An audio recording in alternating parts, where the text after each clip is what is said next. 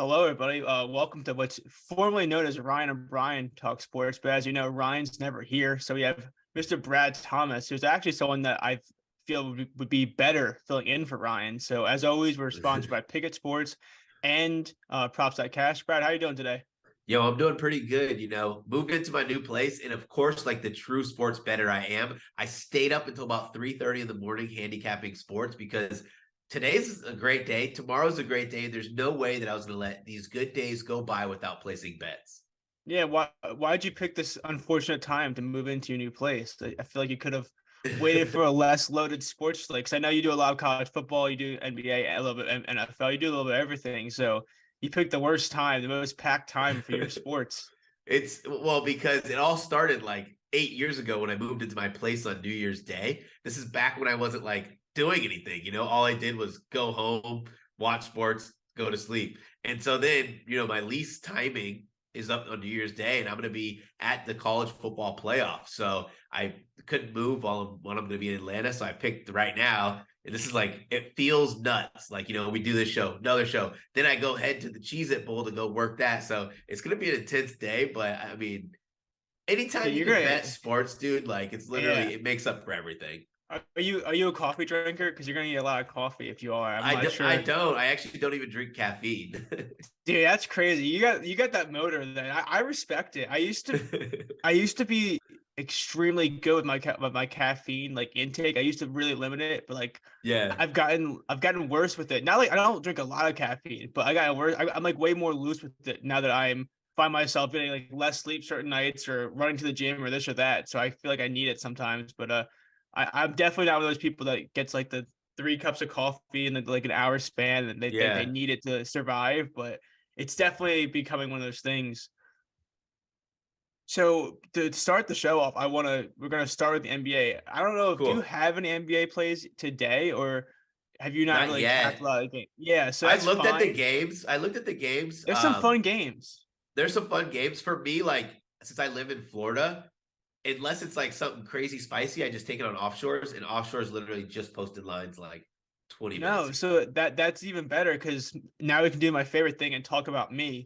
So Yeah. no, so it's funny that whenever Ryan's on the show, I always have the most obscure unders, and he always kind of gives me a little bit of shit for it. But I actually have two fun overs today, and kind of wanted your Okay. opinion. The first one is I'm taking LaMelo Ball over 30.5 points, rebounds, assists.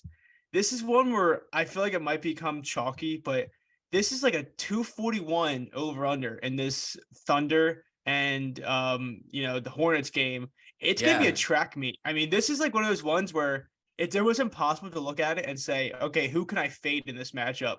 It's one of those ones where even if you pick the wrong guy to go over, I just don't see enough defense or enough, anything to warrant taking an under in this kind of game.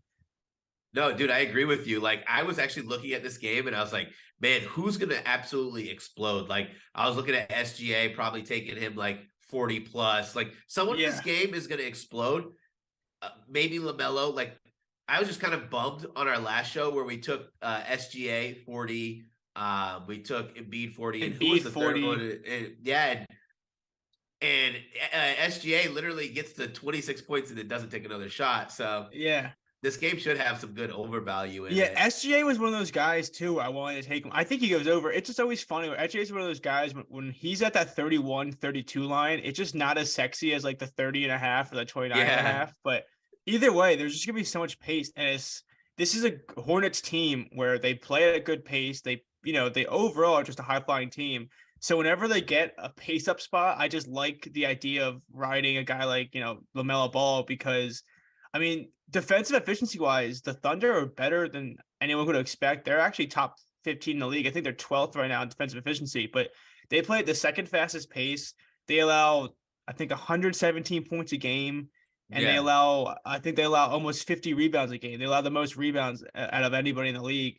They are just one of those teams where, sure, I mentioned this before, with like teams like the Grizzlies, they might have good defense, but with the pace they play at, they could play good defense and still allow 110 points Yeah. easily. So this is one of those games where you talk about someone has to go off.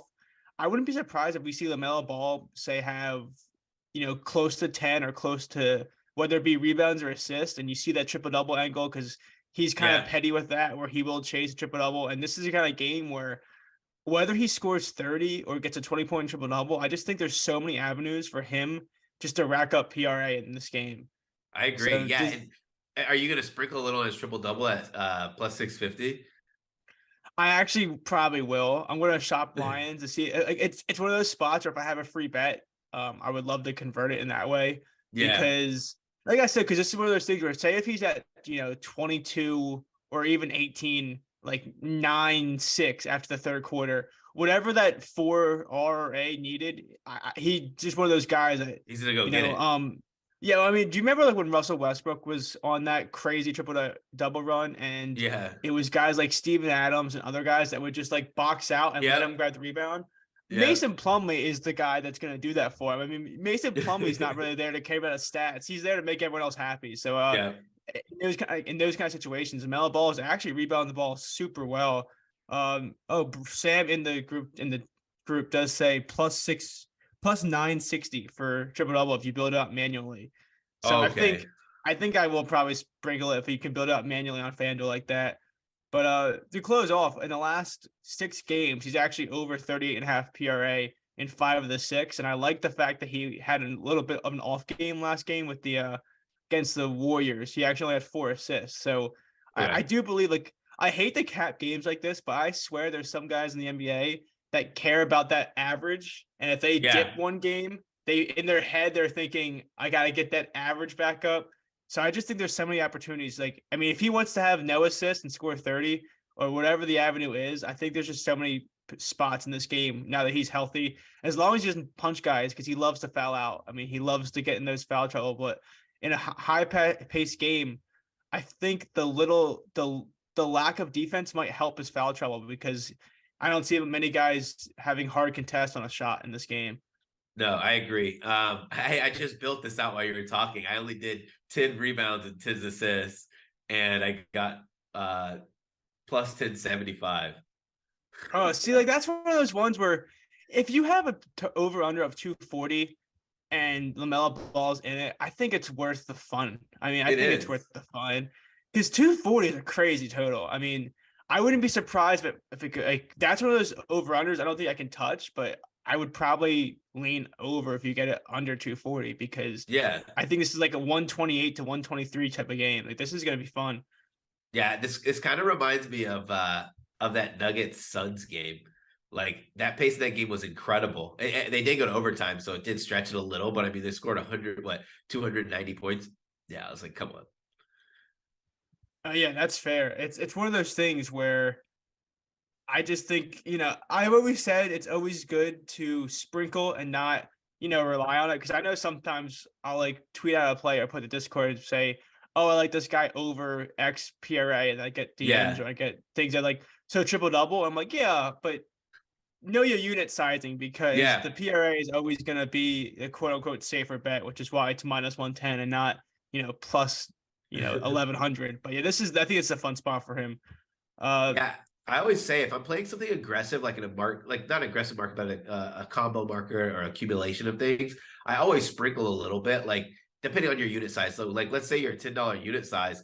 Why it doesn't, and you're playing points per assist, and it's close to 40. Why don't you just put $1 on triple double? Or if you're in soccer, if you're taking a guy to take 3 shots or to have 2 shots on target, and that's plus 100, why not take $1 and put him to score at plus 200?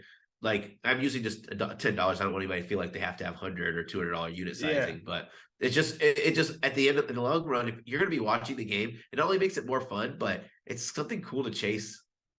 Yeah, I think that's important that you said that because I think unit sizing is the greatest thing in terms of that because there's times where I know people because you're gonna say this again, $10 units. Because like I think I actually watched, I don't know if you know Slop Rules on Twitter, but I saw his show yesterday where he talks about how people associate like, if you gamble, you have an addiction, whatever. But his point was that most people are just people that know a lot about sports and they're throwing $20 a piece on like these props, which is like it's fun as long as you do it responsibly. But what I've noticed is guys that, if you use that $10 unit scale, if you take the PRA at, $10 a unit and then you throw $5 on the triple double, it almost ruins the idea of the EV with the Yeah. actual prop, because if you're taking half of it away most of the time, because people You're don't losing realize in it, the long because run.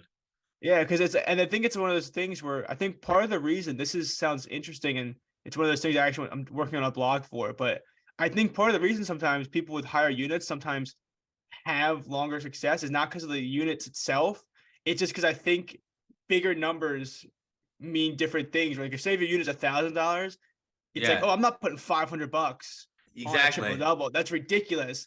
But like, Yeah. what's $5? $5 has half a Starbucks coffee. But if your Yep. unit is $10, it's like, dude, that's 50% of your unit. That's like, Yep. it's all about the scale. It's not about the unit. It's about how you use the scale. So, because I'm not a Exactly. big unit, I'm not like a huge unit better either. But it's just like the scale, like you mentioned. So I'm glad you brought that up, because I think that's something that's important.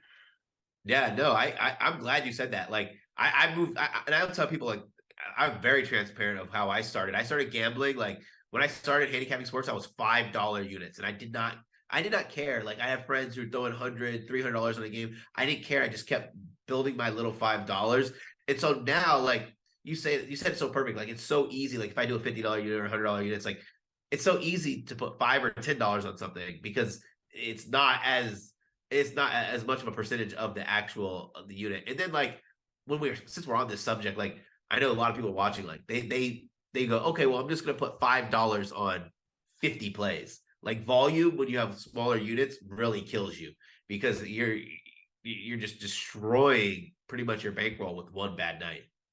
Yeah, I think it's funny too that you mentioned that, because this like brings up the discussion where we're going to get back into the bets, but I feel like we should definitely do something later on where we can just kind of make this into like its own separate show or topic, because Yeah.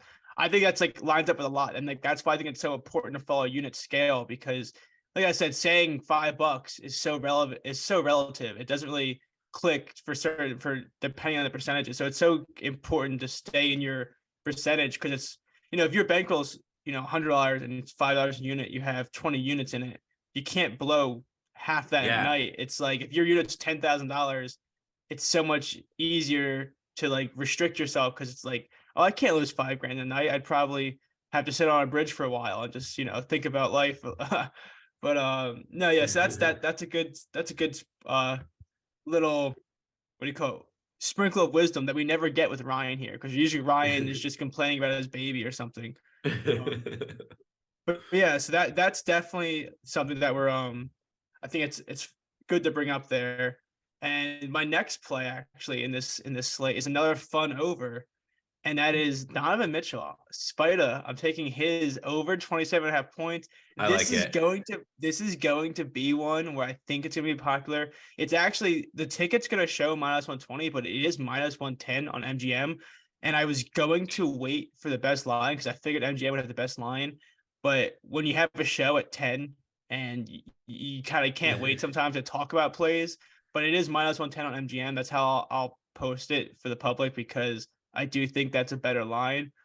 And it's just one of those things where I don't always, like I said, take these fun overs, but I watched Donovan Mitchell the game against the Lakers and the game against the Mavericks, and he's just a special player. Like Yeah, he is. I used to not be the biggest Donovan Mitchell fan when he was in with the Jazz.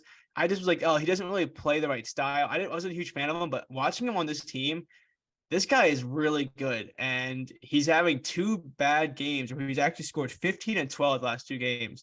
But if you Yeah. look at the matchups, the Brooklyn is a scary, like sneakily good matchup defensively. Like I think people still associate the Nets with like the Steve Nash Nets that didn't really care about defense and just kind of took naps at the wheel. But they've been a very good defensive team of late, and I think people are Very slow good. to realize that.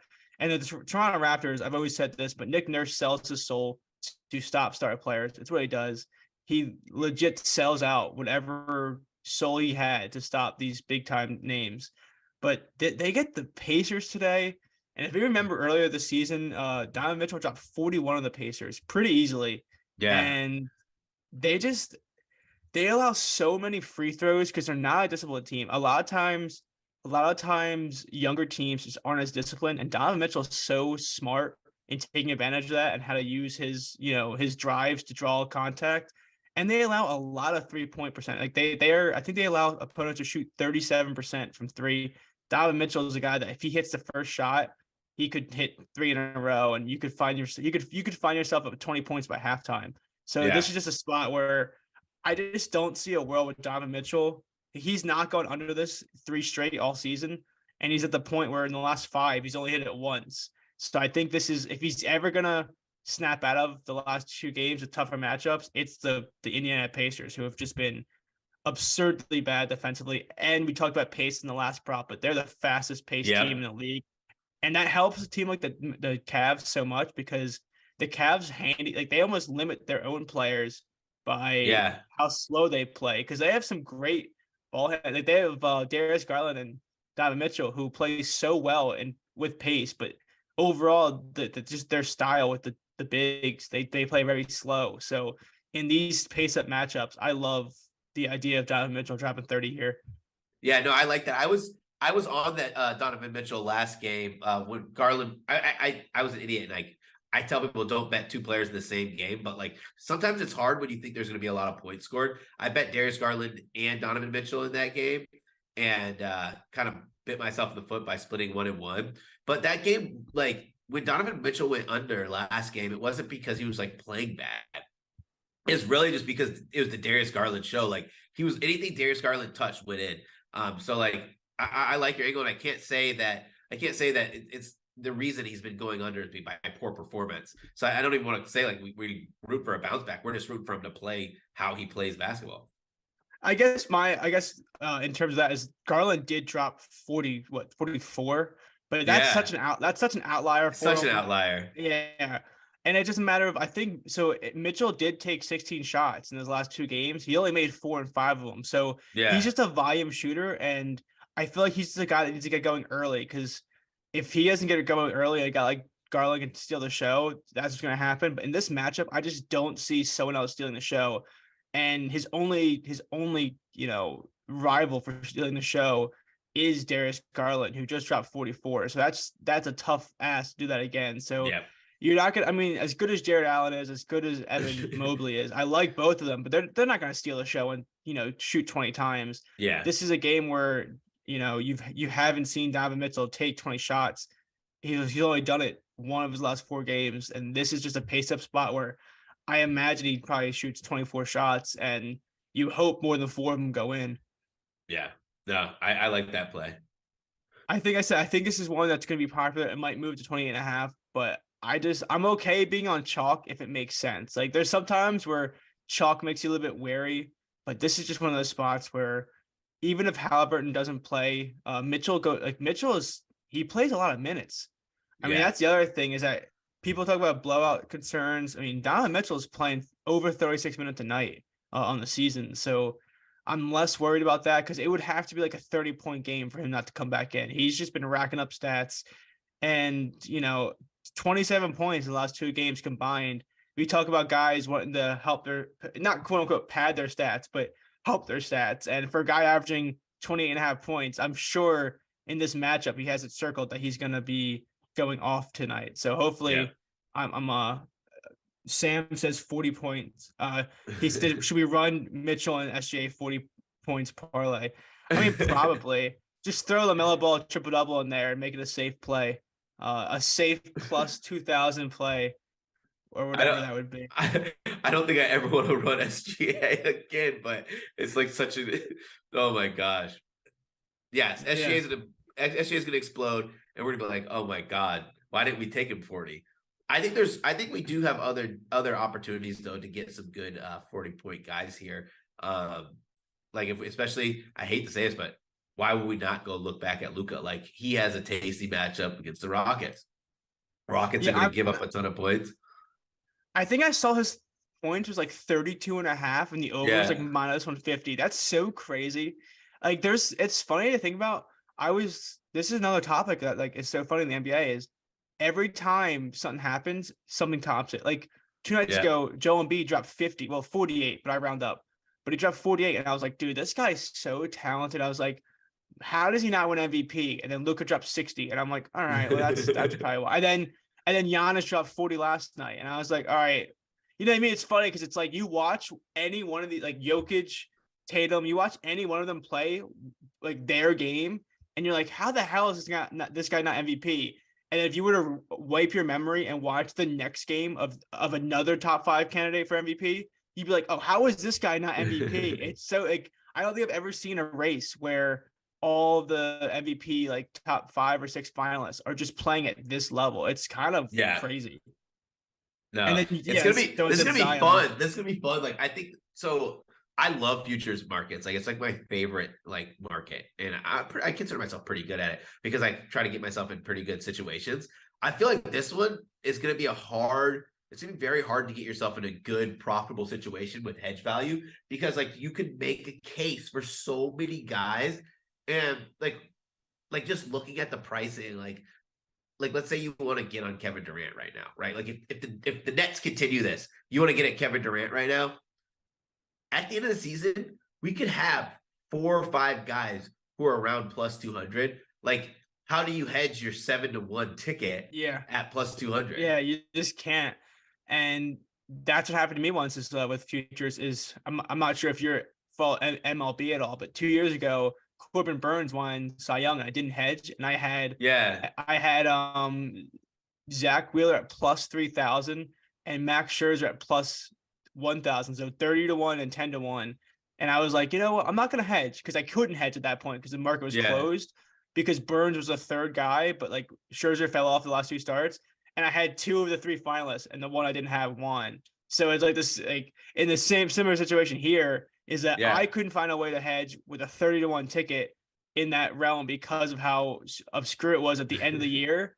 I don't know how you're going to try to hedge at 7-1 because like you said, like I'm a Sixers fan and I fully accept I'm a huge Joel Embiid fan. I love this guy. Like he's so fun to watch. I think people hate him because he just, I actually get mad at him for some things, but in terms of talent, he's just so talented. And I accept the fact that he's probably going to average 34 points in the entire season and then not win MVP. Like it's going to happen. Like he's going to be like the first guy ever to average 34 points as a center and he'll come like 6th in the voting. It's going to be wild to think about, but that's how good some of these players have been. I mean, it's crazy to think about. No, I agree.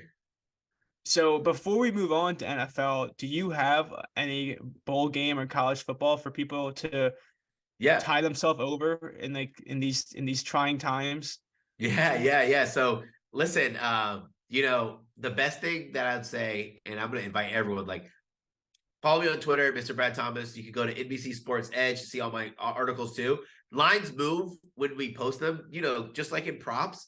I'm not saying that I have like a million followers, but like when something gets posted, 1,000,001. Yeah, something gets posted on NBC. If something gets posted on NBC or we do a show on NBC, like the line's gonna move. It's just facts. So some of my lines are a little stale, but I wanted people to have some actionable bets today. So I'll talk about my first one. Washington +3 versus Texas.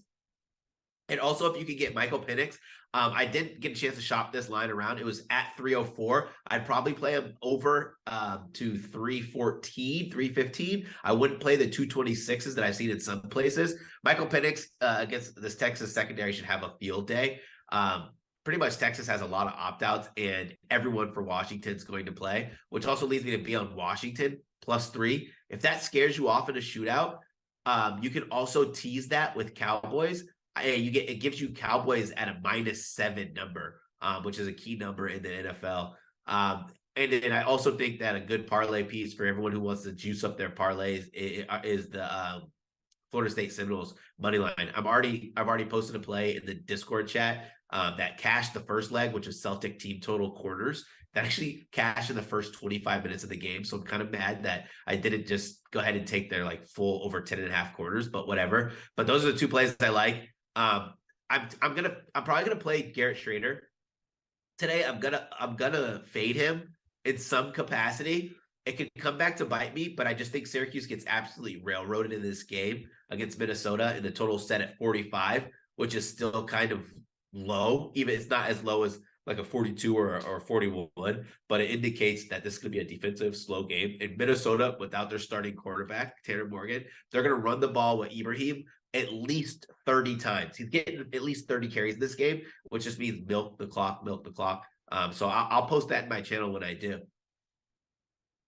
No, I like that a lot. I do think that that's one of those things that is fun because I actually can't bet college football. I'm not allowed to anymore because it brings me too much pain. What was the game the other day? What was 2 days ago? There was 2 games ago. I think it was a Memphis game.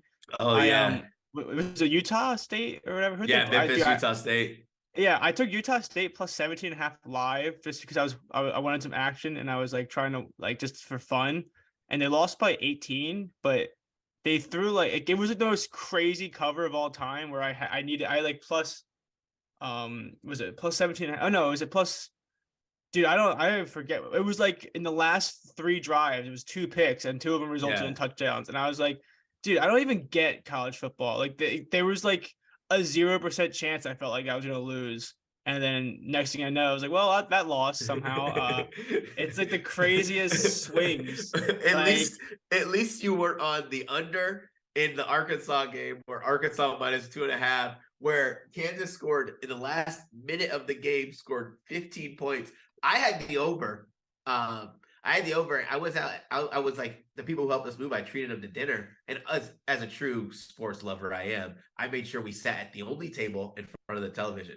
But I didn't want to be rude, right? I didn't want to be rude, so I wasn't like glued to the television. So I look up, and I'm like, "How is my over gonna die?" They scored 34 points in the first quarter, and I'm like, "This sucks." So I'm just back eating my food, and my phone is going crazy. And I'm like, why are people texting me? And it's everyone like, dude, cash, bang, bang, we got this, bang. And I was like, bang, we needed 15, we needed yeah, 11 points. And it was 2 minutes yeah. left to go.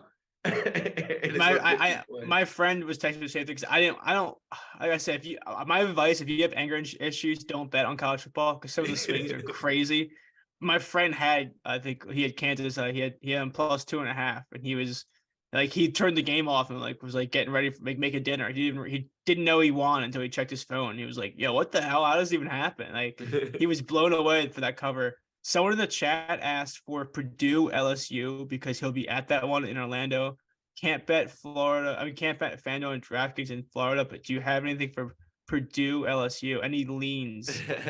If you're wrong, it's just a lean. It's fine. If you're right, you can tweet it out later and be like, "Told you, like fucking know it." Like, well, I just want to say this for anybody who tailed my soccer. Our one play of the day just cashed in the 34th minute. Let's go. But I'm actually going to be at that game. And I wrote my article before Butte was out, which is a big loss for LSU. So let me see what the line moved since last night. Give me 30 seconds. LSU, there it is. It was just on my screen. So the line's still there at 14.5. I would wait to get a 14. Wait to get 14 because it will get there with the Butte information. I think that LSU destroys Purdue. Purdue's going to be down their best wide receiver, their best running back, and their quarterback, who's the engine and lifeblood of that team. And for Purdue, like the quarterback that they have playing, just wait, is awful. Like he hasn't played yet, but you'll see. Like if you watch his tape in practice, you watch him in spring, like he is not good. And then LSU, like the heartbeat of LSU that a lot of people didn't realize, I think it's Jaden Daniels who's not going to play. It's actually Harold Perkins, the talented freshman linebacker. He's playing. He's a freshman. He's going to wreak havoc on this Purdue team. And good thing about LSU is like a lot of people don't realize this, since everyone wants to think about the quarterback, is they run the ball so effectively. They run the ball well. And I'm going to say this one time because I'm not going to say this out in public ever again. But I think Nussmeier is a good quarterback who could lead them to the promised land should Jaden Daniels goes down in the middle of the season. And so with Nussmeier playing so well in the SEC championship, he only played a half of football. He threw for over 220 yards, 2 touchdowns and a pick against the best defense in college football. I think he'll be able to tear apart Purdue. But I will say this, the Citrus Bowl has a weird habit of teams coming back late. So if LSU at any point get up like 21 or 28 early, I'm going to play live Purdue like plus 35. I like that. I feel like that's a good. See, this is why we need you on the show. You're so versatile. Ryan just sits there and I don't even know what he does half the time. He just murmurs. He just murmurs into the microphone. No, so that was a new aspect. We don't usually cover college sports because, like I said, as Michael Jordan's once said, "Fuck them kids." I don't. Yeah. It's not my cup of tea. But I do like to lose money during the March Madness tournament. That's like my one college adventure is college basketball in that time because I feel like it's a Yeah. national. I feel like you just have to. But it's a roller coaster, but it's fun. See, that's what I'm saying. It is true. Like I said, if you have anger issues, don't bet college sports. But if you like the roller coaster of it, it's a fun time. So Yeah. I mean, you're betting on 18-year-olds. Like yeah, that's what you have to remember. Like these guys before weren't getting paid. Now it's even worse. They're getting paid. They're 18 years old. They're yeah. they're hot stuff now. No, it's like funny you said it because I play college sports and I did this and that, and there was like a barbecue place by our school that was like famously just bad and like cheap barbecue food. And one Yeah. time we showed up for a game and we were playing against Virginia Tech, and the guy that I was like warming up with, he was like, "Hey."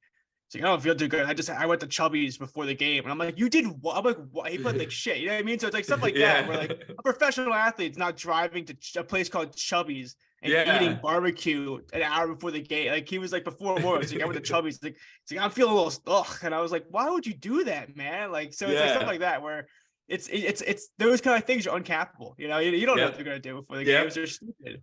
But Or a story about the guy who hooked up with the chick right before his game and he said his legs were shot. Like, come yeah, on. it's like yeah, no, it's like one of those things you can't cap them. But Yeah. wait, Sam says, do you think books know about the unsanctioned trips to Chubby's? No, Chubby's. I'm so, honestly, I haven't checked my school in a while, but I hope Chubby's is shut down. That place was not suitable for human life. But I think it's time we're gonna move on to the NFL game, Thursday Yeah. Night Football. You kind of mentioned it a little bit with the Cowboys. I think it's almost really tough to not lean the Cowboys here. I mean, the Titans aren't gonna play Derrick Henry. It looks like they're gonna be missing everybody plus two. Like they just don't have Yeah. anybody on the field. Tony Pollard is trending towards doubtful. I looked at with how good the Titans run defense is, I looked at Dak Prescott's pass yards. He moved a lot. CeeDee Lamb's always interesting, but it's begging the question. I mean, the Cowboys need to win out, but Yeah. they also have a game where they could blow them out of the water. So is there really any value in the props there? Because I mean, how it's like a weird one because they're going to probably be running scripts, but they get the best running defense in the league. So Yeah. I don't really know how you play the Cowboys in this one other than just taking them minus 30.5 Yeah. and hope they just run train. I mean, this is a game where props are probably not going to be something I'm going to play. Like, listen, I think people start to realize this the more like I'm going to talk on these shows and be in the Discord. Like, I'm not a primetime bettor, which means I don't go very ham for primetime. There's one NFL game. These are the sharpest lines of the entire week because it's one game. But I do think we're going to see some value and some unders here. Listen, Dallas has, from the beginning of the season, has made leaps and bounds improvement on their defense. They're second-ranked defensive DVOA, and they're showing it. Even if the Titans had Derrick Henry, I think it would be a long, long pause if you wanted to take Titans plus the points. I'd imagine the line would probably be somewhere close to 9.5, 10. I do think he's worth 2.5 points for this team. But this is a Titans team who, they're playing for pride, but they're not playing for pride with their main guys there. So I'm teasing Cowboys. I teased Cowboys already once. I'm probably going to tease Cowboys again with Minnesota. I just kind of want to watch. I want to watch to see how the backup is looking for the Gophers before I make that decision. But I think Cowboys is a good spot as long as books are still giving us this minus 13. That's Tizo range for me because I think the Cowboys win this at 7 to 10 is probably my floor. Yeah, I like that a lot. I do think it's one of those things where I like that you mentioned it. Like I said, this is why it was nice having you on the show today too. Is that I'm the same way. I usually have one prop on primetime football, and that's the most I can see myself going. And I often see people have like these 7 play cards, and my first thing is just on a given Sunday, how many games do you have more than one prop for? Usually people have seven, say like 6 or 7 props on a Sunday Yeah. slate, but that's usually not double in one Like game. multiple game. So Yeah. yeah. So it's just like I said, like I'm actually, the only thing I'm mad about is I'm pretty sure 99.5% of primetime games have gone under. And anytime I lose on a prop, I'm always like, why am I so stubborn? These are always 3-3, and I never get, because I just know the one time I pull the trigger on the under, it would have like 80 points, and I just get like Yeah. so anecdotally mad and throw something at the screen. So don't even show my bet. I just want to talk about my bet here, Tone Snap. So don't even show it because it is moving in the opposite direction. So I might actually try to get a better number. Uh, so I did take Malik Willis. I did take him over 30.5 rushing yards. And I want your opinion on this because the Okay. sharp money is on the under. You can actually show it. I took a 30.5, but I'm gonna wait to post it because I think we can get a much better number here. A lot of sharp bettors and even Willie in our Discord took the under, and I get it because the Titans have nothing to play for. But I guess the way I see this game is Yeah. that Malik Willis is playing god awful. Yeah. He's like it's not even close in his 3 starts this year. I mean, he does have 40 rushing yards in his last 2 starts, which is encouraging. But my thing with this is that I know next week is a game that means something, but you can't throw Malik Willis in a do or die playoff game basically next week without having some kind of rhythm. Like Yeah. I think he's got, even if he doesn't play the whole game, he's got to play enough where he can build off something. And I think the one thing they can build off him is RPOs and those kind of design run plays. So that's why I think there's actually value in his rushing over if it's under 40, which it is. Yeah. I don't mind that at all. And like he's struggling to throw the ball. I was looking at trying to find which receiver I was going to take their longest reception under. Because they're all sitting at pretty good. Like we got 11.5, 13.5, and 13.5. Probably Robert Woods. I want to see a little bit more because I probably wouldn't take Burks if he plays, because if he just gets in a situation where he plays against Diggs gambles a lot. You don't want to take a guy's under against who has breakaway speed. But like, I mean, I'm gonna fade these pass catchers, but like some of these you can't fade. Like it's impossible to fade a guy 23 yards. Like 23 yards, like you can't fade that, but you can fade longest receptions because he doesn't have an IA dot. He's not pushing the ball down the field. It's so funny, yeah, because you mentioned that someone in the chat said Robert Woods' prop bet guy special is taking his longest reception under. It's almost unplayable now because Robert Woods' passing yards is like his longest catch used to be like 18.5. That's now his like actual line. Like his actual line is like 20. It's crazy.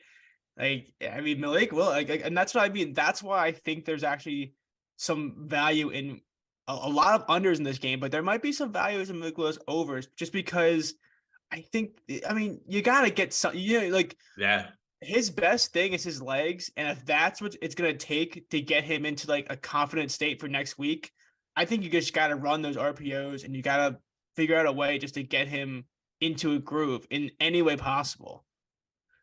I like that. God, how do I not take, what is it? If NWI is sitting there, I'm not going to do it. I'm going to stay away. So to accept, you can show my bet. I actually, the more I talk through with Brad, the more I in the chat, I think I'm comfortable with it. I just think that it's at 38.5 on. I got at 38.5 on FanDuel, but it's 36 now, and I think that's. I mean, if I can get it under 30, under 30.5. I mean 35.5. That'd be nice, but I do think this is a situation where. I mean, in the 3 starts Malik Willis has had, Derrick Henry's run for 155 yards in those games. Yeah. Derrick Henry, I don't see him playing. I don't think he's playing. No, so my thing is that you have to match that. Like you're not going to match it, but they need to move the ball somehow. And if you take away 155 yards of offense through Derrick Henry, someone's got to be the one to fill that gap. So I think Malik Willis is going to see that, production where he's going to be scrambling. And last week they lost the Texans. He had 7 carries, but 3 of them came in the last 6 plays. I do think they're going to be down in this game more than 2 possessions. They're going to be down early. So those scrambles will be so he scrambled 3 times in the last 6 plays last week.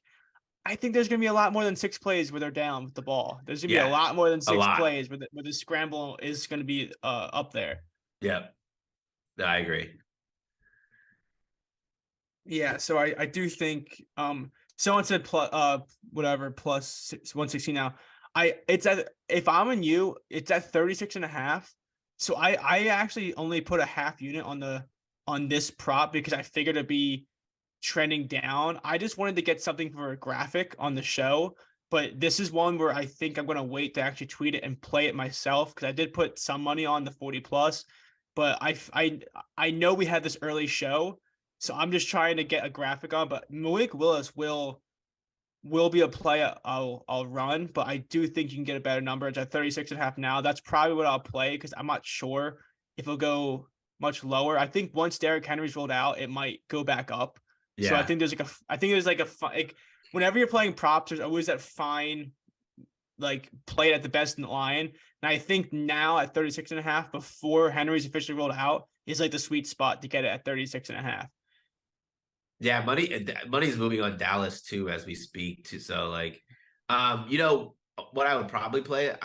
You're not gonna be able to get this right now. Like thinking about this, I'd probably play. Probably go Zeke touchdown. With Zeke 50 yards. I'm trying to figure out what would the alt would that be. That'd probably pay like about plus 105. I don't have my calculator in front of me. When they release it because it's total set at 71. So you'd probably be like minus 210 for Yeah. 50 plus. Yeah, I'll just pull up my calculator. Dude, I haven't heard someone say that in forever. I'm glad you're on But that. Let me pull up my calculator. This guy means business. I mean you gotta like without getting on too much of a soapbox, like if you're not calculating your numbers like all the time, it's No, I hard to agree. track real value. Let's see. Oh, I pressed reset. Sorry, hold on. I'm almost done. Let's Yeah, see and what fair my price would probably be. Plus just a weird. 129. So if you get Zeke, Oh, if when the alt lights release, once Henry's rolled out, if you could get Zeke, I would go like 50 or 55 and a touchdown, and you get that like round plus 125. That would probably be pretty good. I couldn't no, imagine yeah, it would be priced any different than that with this yeah. total set at 71. Unless it just gouge you, but yeah, Yeah, that's a good look there. And then just to reiterate for people in the chat, they're like talking. Malik Willis is down to 36.5. That's probably where I'll put a unit on and tweet it out and put it in Discord because I do think I hate being against the quote unquote sharps, but like I said, I just really think they're gonna have to move the ball somehow and get him into a groove. So I will take yeah. that. And my last point on that is like Cowboys actually haven't allowed many quarterbacks to run for super long, games, but they're allowing 5 yards per carry. And I mean, Daniel Jones went for 70 on them earlier this year, and they've had some struggles here and there, but they don't. I mean, besides Jalen Hurts and Daniel Jones, they haven't really faced many, you know, No.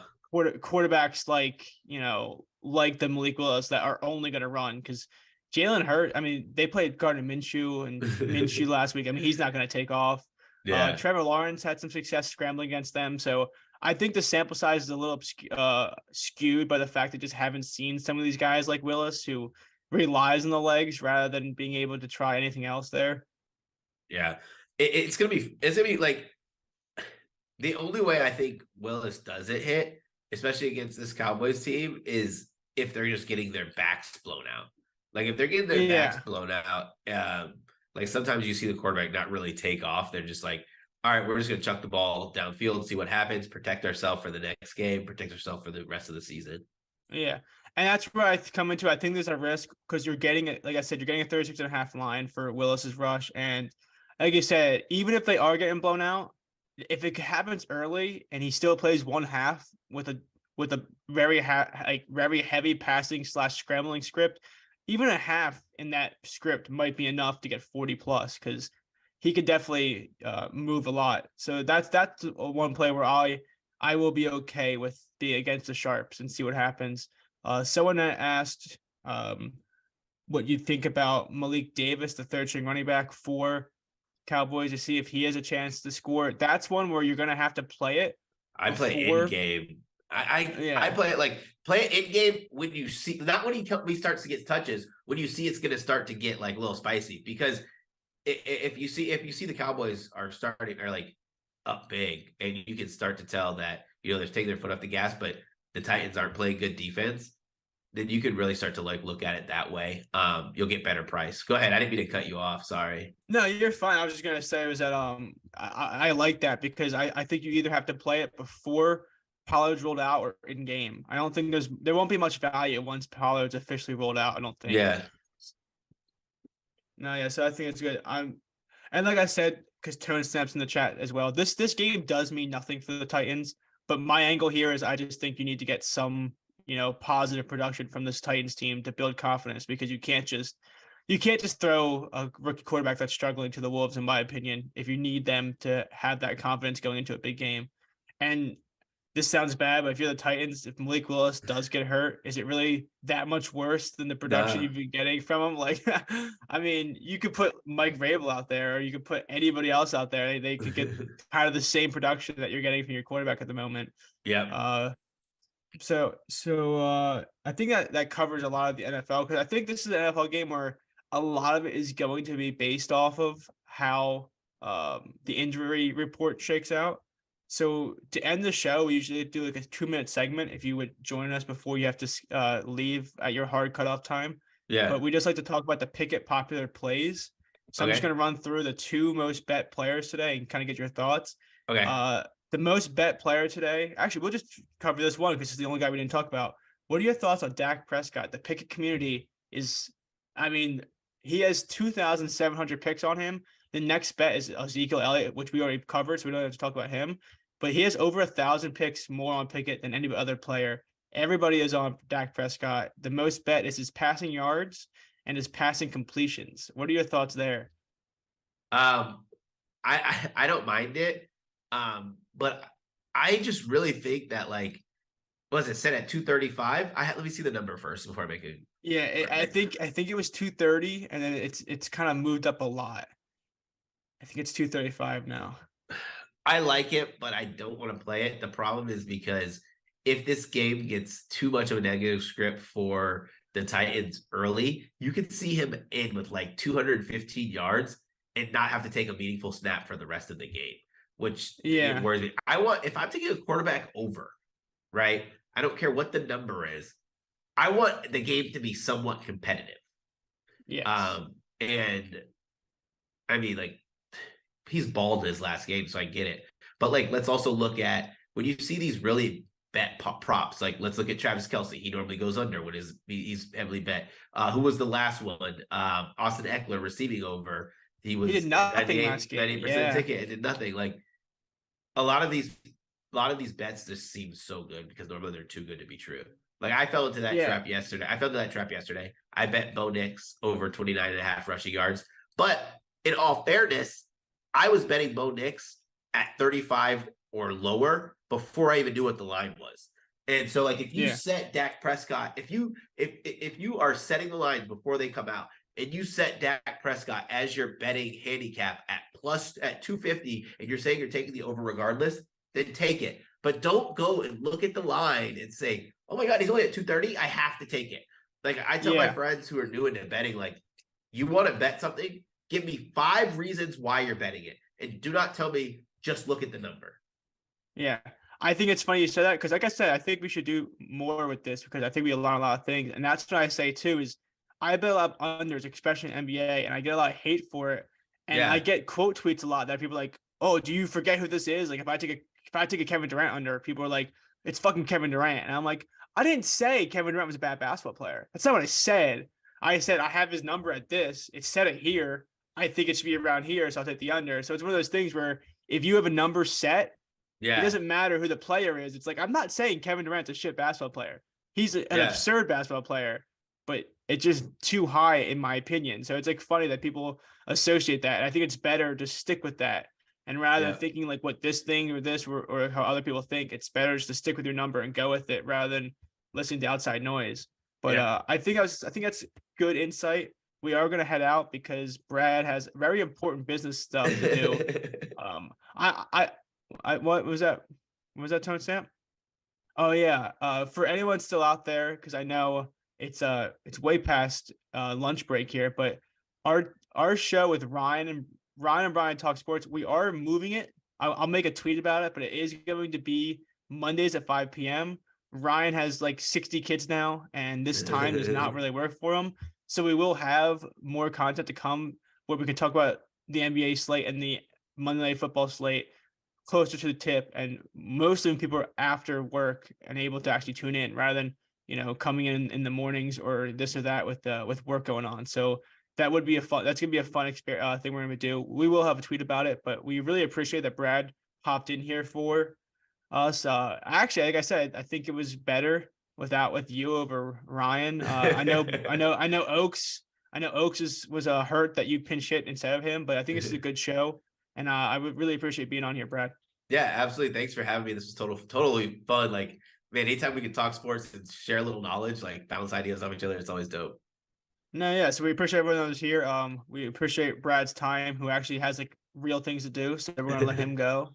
And we will see you guys on Monday now. So keep that in mind. So thank you for. Oh yeah, it's funny. This show is all messed up with the timing. So like I said, Brad and Brian Talk Sports today, sponsored by Pickett Sports and by Props Cash. We appreciate you guys, and we'll see you on Monday.